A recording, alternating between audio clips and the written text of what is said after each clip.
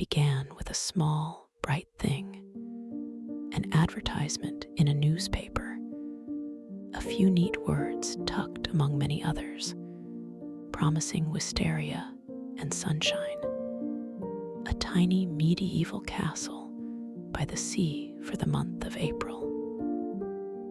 For Mrs. Wilkins, standing in a gray London club and watching the rain make a sad parade of umbrellas, the sentence was like a secret unlocked.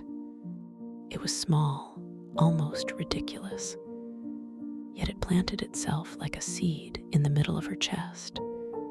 Medieval castle, wisteria, the warmth of the sea in April. She had never spoken about such imaginings before. They belonged to a private, shyer part of her. She had saved a little money, each coin set aside from the steady, sensible demands of life. It had been put away against a rainy day. It seemed suddenly that this, whether in the streets below her club, might be that rainy day. What if the metal letters in that advertisement were not a joke, but an invitation? So the adventure began, not with trumpets or great decisions, but with the soft pressure of curiosity and an impulse to speak to a stranger. At the same time, in the same smoking room, Mrs. Arbuthnot rose, a woman steady with careful kindness and the habit of living for others, sat with her own eyes fixed on that same page. Rose had thought of heaven as a still, interior place. She had taught children in pews and given away comforts to those who needed shoes.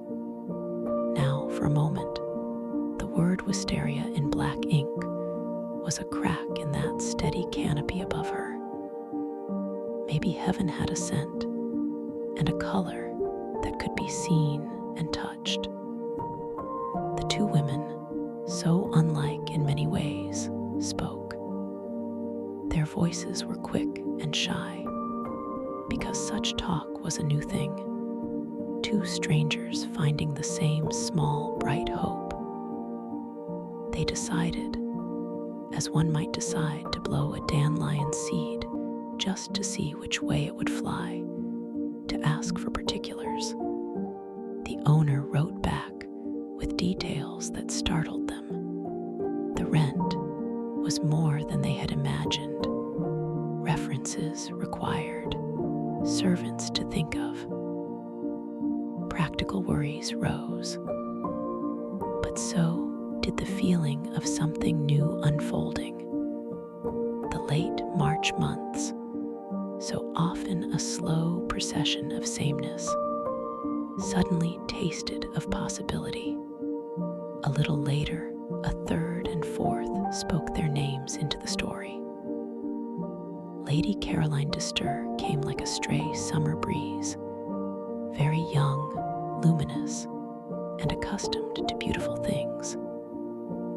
Mrs. Fisher, older by decades and full of memory, joined too. She spoke like one with friends of the famous and the wise, and at first her calm puzzled the others. 4 women from very different lives, all drawn by that same advertisement, arrived in a castle called San Salvator.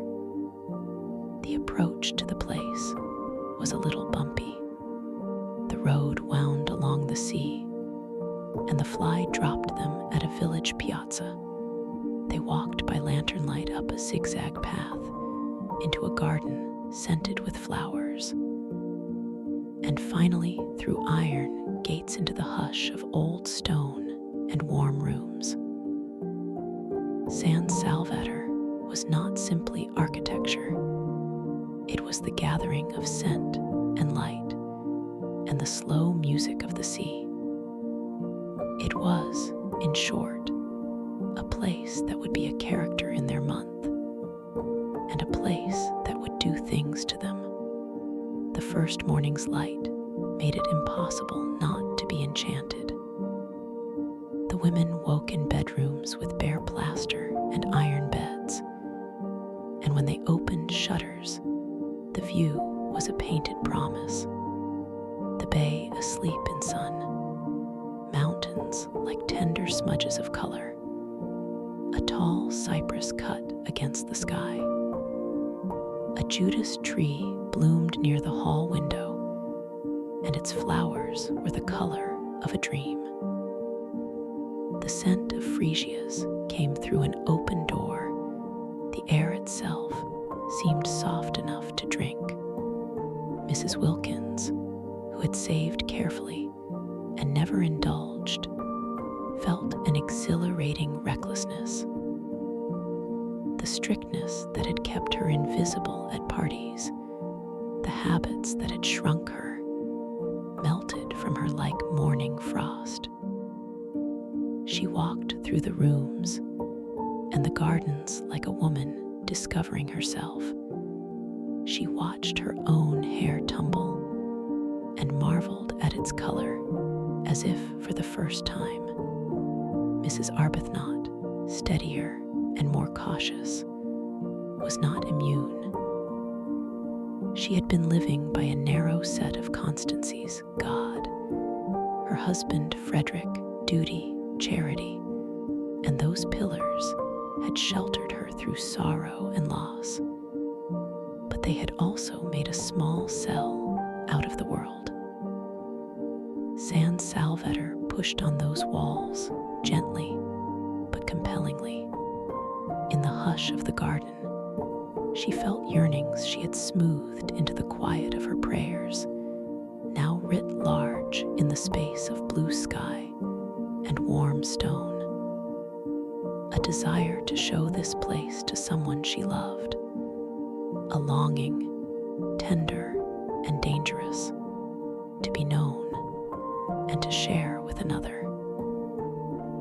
She did not confess this vow to any man or woman, but she felt it as a change like a tide.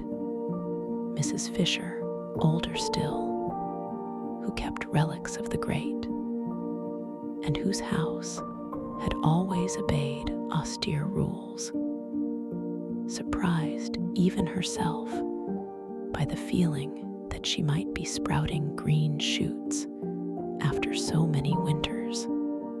Perhaps it was the scent in the air, or the softness of the April light across her hands, but she found herself moving more than she had thought she would, walking the battlements, rearranging a sarcophagus of flowers, allowing the small delights of the world to sit with her rather than merely passing beyond her thresholds.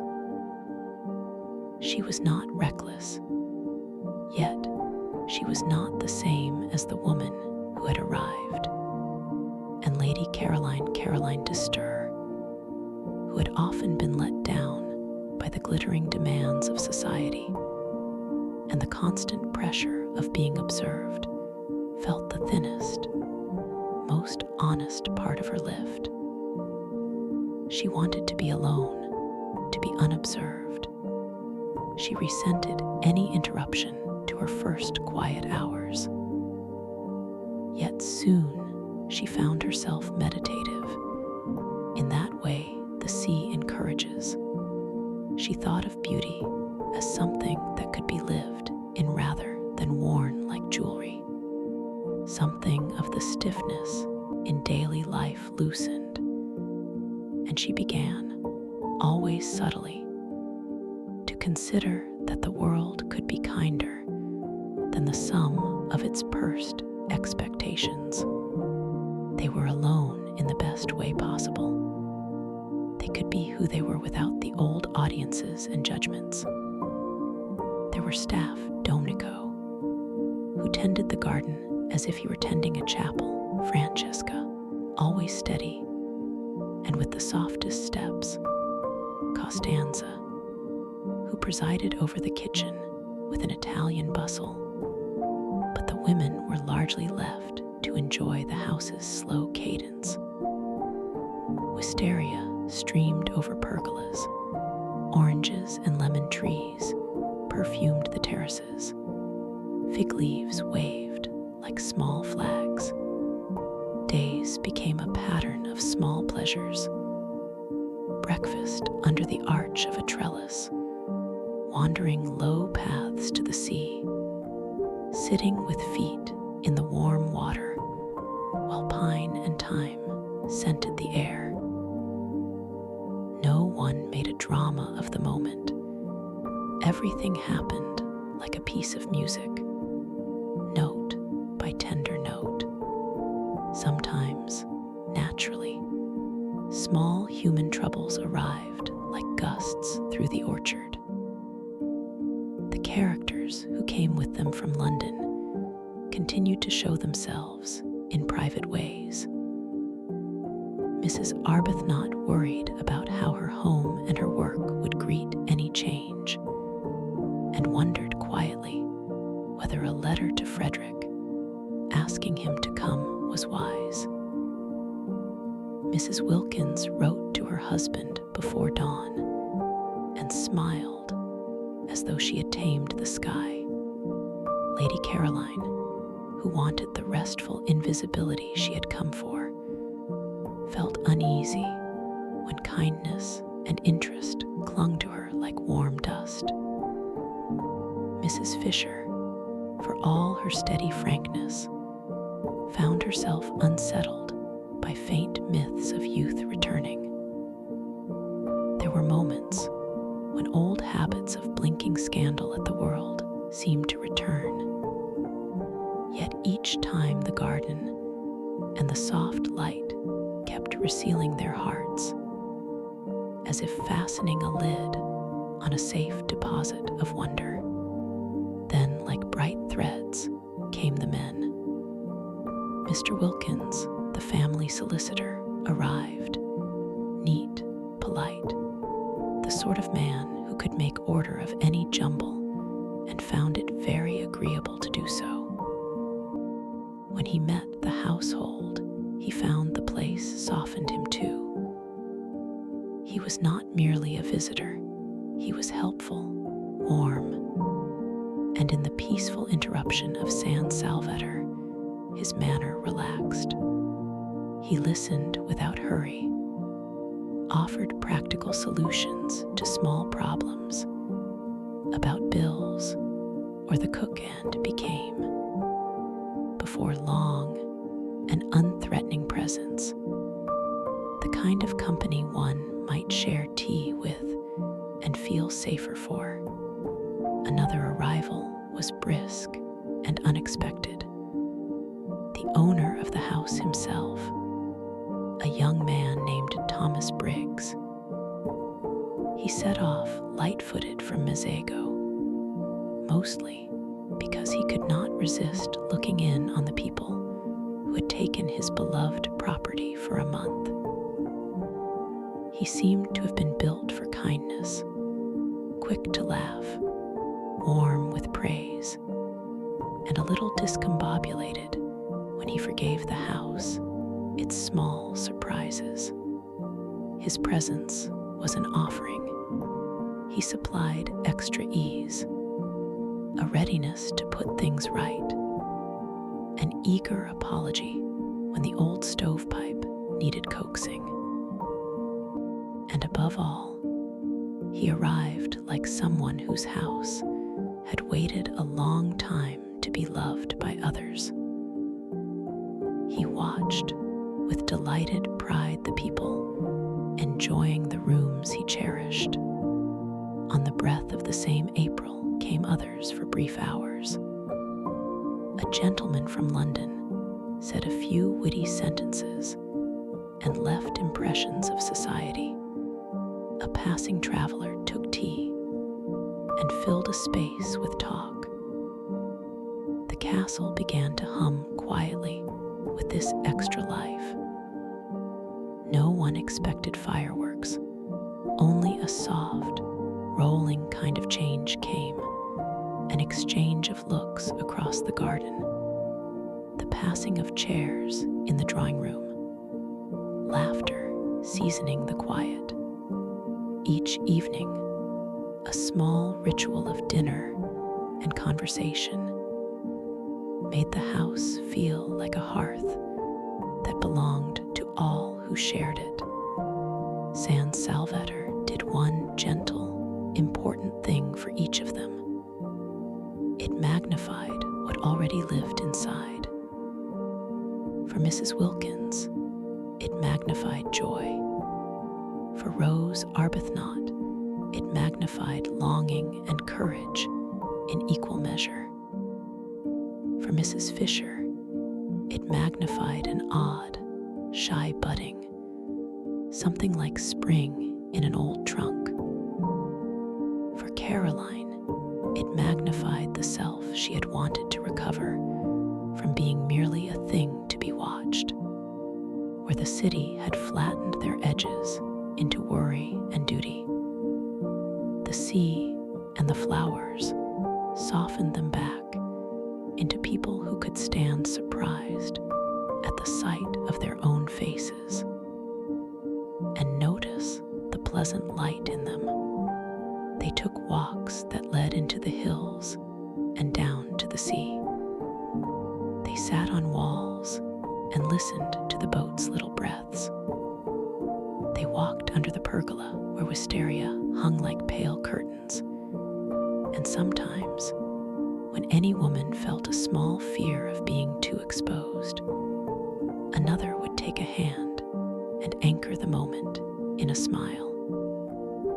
They made small rules: to be quiet when someone wanted to be quiet, to share the chores only when desired, to let each person have the room they needed. These were not rules that were set down on paper.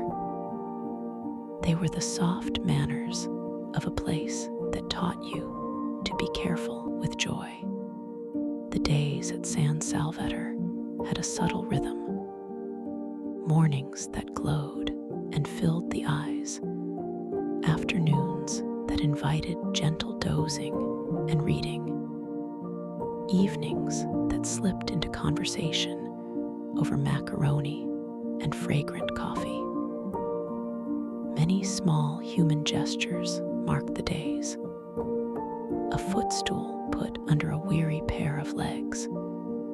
A blanket folded over shoulders. A patient telling of a story that somehow always ended with laughter.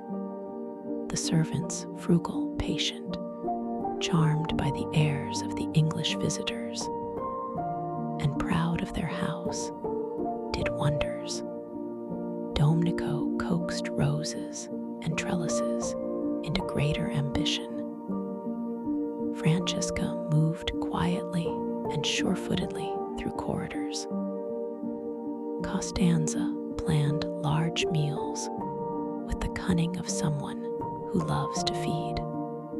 It is a small, tender truth that holidays do not erase life's deeper knots, but they do offer space in which knots can be seen clearly, and sometimes gently loosened.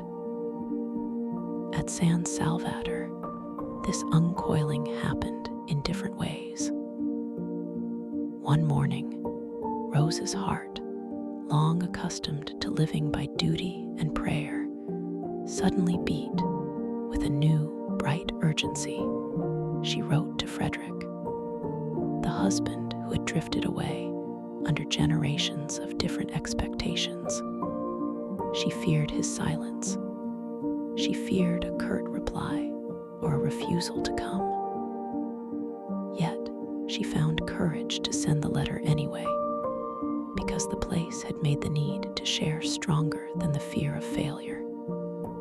When, later, a stranger's telegram arrived, you can imagine the hush it caused. Rose learned that the owner of the house, the very man whose name stood on that small advertisement, might be calling by.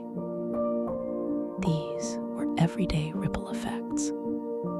Little letters followed across the sea, were enough to make hearts take new shapes. As for love, the castle kept its own soft watch on that too. Some who arrived with quiet hearts discovered new tenderness. Others, like Mrs. Fisher, found unexpected warmth and the echo of old companionship in the most surprising places. She laughed aloud for the first time in the presence of others and felt a small, bright shame along with the pleasure, like a little sunburn that stung pleasantly. The young and the gentle found company, gentle as spring rain. There were small blushes by lamps and the tender, shy awkwardness of things new and precious. The world seemed to have, for a few weeks, put its hand lightly over shoulders and said, "Stay." One man, caught between a tidy life in Hampstead and the sudden clarity of feeling he found here, might have discovered that the tightness in his chest could loosen.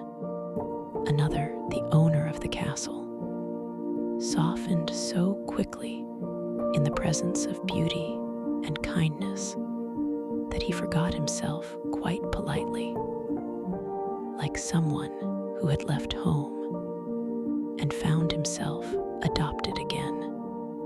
Little practicalities arrived, too, as if to remind them that life is not purely a dream. There were bills that grew higher than expected, costanzas, lists of eggs and cream raised quiet alarms. Discussions were held, like the one that ended with laughter, where the idea of splitting the housekeeping bills turned into a gentle gesture of community, in which one man's sudden offer eased a woman's worry. The household learned, in the most ordinary way, that kindness can look like a coin, or like a sentence spoken in a low voice, or like the steady hand that arranges a cushion.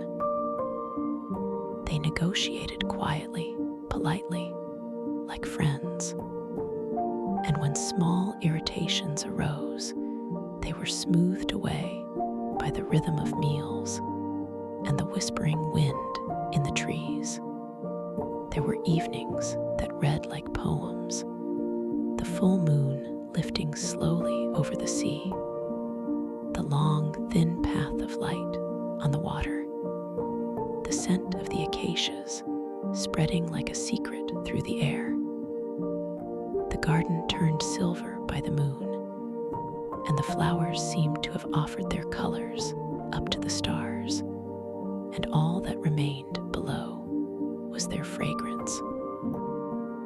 On one of those late nights, when the men sat in their corners and the women watched the broad brightness roll across the bay, the castle seemed to hold them all in its arms. There were moments when the ordinary players in life, lawyers, gentlewomen, an owner, a cook, were all turned into something close to myth by the careful hush of the place and the patience of the air. What gentle work was done at San Salvador was not the dramatic untying of vast, snarled destinies, but a series of small adjustments. A stubbornness softened, a stubborn solitude eased, the recognition that people can be more than the outer lives they've been given. Mrs. Wilkins learned the bright joy of being seen and returned the favor. Mrs. Arbuthnot found in the space not a betrayal of her life, but a chance to feel again the private tenderness that had slept for years. She began to wonder whether asking for what one wanted was less a sin than a courage. Mrs. Fisher, proudly fixed in her dignity, discovered the odd joy of being surrendered to delight. A small bud opening where nobody expected it to. Lady Caroline, who had come to be alone, found such rest not in isolation, but in being spared from the small persecutions of the world. The men, each in his way, found their edges softened by the air. Their professions and private boundaries both relaxed into the unhurried talk of evenings by the sea. By the month's end, the garden had changed with them. The wisteria fell away like confetti, and the banksia roses and acacias and lilies took their turn. Each bloom seemed like an explanation of a little miracle, that the soil had time enough and that the conditions had been gentle. The women, too, when they at last took the road back to trains and the bustle of towns, took changes in their pockets, sometimes a new courage, sometimes a new softness, sometimes simply the knowledge that a month could do certain things that years at home had not. San Salvador did not pretend to solve every question. It did not promise new lives by a single choice. It offered a kind of reprieve, a time in which people could see themselves differently in the stillness. The characters who came there returned to their ordinary towns and turmoils, but not unaffected. Rose, who had written the letter at last to the husband she both loved and judged, now had a new courage of asking, a renewed tenderness. Mrs. Wilkins learned to give herself as well as to save. The older-hearted among them left with a kind of quiet surprise, something like the discovery of a new line in a familiar face. Lady Caroline returned with a steadier step, having tasted the comfort of choosing herself. If you close your eyes now, imagine the soft hush of the rooms at San Salvador, the rustle of jasmine in the night, the teaspoons tapping in the dining room like tiny metronomes, marking the slow music of days. Picture the path that winds up among roses and thyme, the way the moon finds a particular cypress and sets it like a sentinel against the light, the small kindnesses that move between neighbors and friends, the quiet words that change directions. In our world, sometimes the greatest gifts are this: the safe space to be ordinary and to try tenderness, the small permission to taste joy without hurrying, the time to look at yourself, at another, and know that it may be all right to hope. On the last evening there, as the acacias burst into scented applause, the house held them like a memory made of light. They looked at one another and found, in faces they had only begun to know, the traces of what they had brought and what they had been given. There was no grand concluding speech.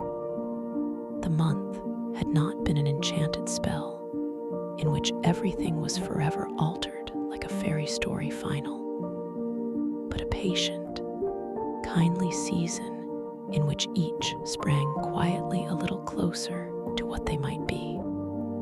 Mrs. Wilkins and Mrs. Arbuthnot and Lady Caroline and Mrs. Fisher walked down the stone steps with their suitcases, and their softened hearts. The owner, Thomas Briggs, stood on the threshold and watched them go, changed too, not because of some great declaration, but because he had watched others find their ease in his house and had learned to cherish the sight. The servants, who had tended the place with the devotion of those who love a familiar thing, closed the gates with a pride that was both private and public. The castle had hosted a week of small miracles. If, when you fall asleep, you can hold in your mind a single image from these pages, let it be the window kept open on a moonlit night, the sound of a distant sea, and the scent of acacia drifting into a room where two people sit quiet and hold each other's hands. Let the thought of San Salvador be a soft thing to carry under your pillow. That sometimes, in a month of morning light and the company of strangers, people can remember small joys and find the courage to bring them home. Sleep now. Imagine the sea breathing in steady, endless rhythm. Imagine the tree leaves whispering permission to rest. Imagine the warm stone under your feet as you walk quietly along a garden path. Let the hushed lantern light dim. Let the moon keep its slow watch, and let your breathing become the tide. The day has been full. The month has done its gentle work. In the morning, perhaps, you will wake with a small new courage, just enough to be kinder, just enough to reach out a hand.